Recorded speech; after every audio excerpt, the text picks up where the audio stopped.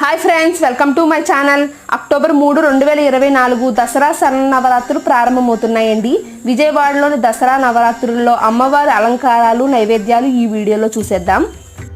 మొదటి రోజు శ్రీ బాలా త్రిపుర సుందరీదేవికి పులిహోర, రెండవ రోజు శ్రీ గాయత్రీదేవికి కొబ్బరి పాయసము, కొబ్బరి లడ్డూను, మూడవ రోజు అన్నపూర్ణాదేవికి దద్దోజనం, క్షీరాన్నమును, నాలుగవ రోజు శ్రీ లలితా త్రిపుర సుందరీదేవికి బెల్లం పరవాన్నమును, ఐదవ రోజు శ్రీ మహాచండీదేవికి నిమ్మకాయ పులిహోర లేదా చలివిడి వడపప్పు, ఆరవ రోజు శ్రీ మహాలక్ష్మీదేవికి చక్కెర పొంగల్ని, ఏడవ రోజున సరస్వతీదేవికి కేసరి లేదా పరవాన్నమును, ఎనిమిదవ రోజు దుర్గాదేవికి కదంబం లేదా శాకాన్నమును, తొమ్మిదవ రోజు అమ్మవారు 2 రూపాల్లో దర్శనమిస్తారు.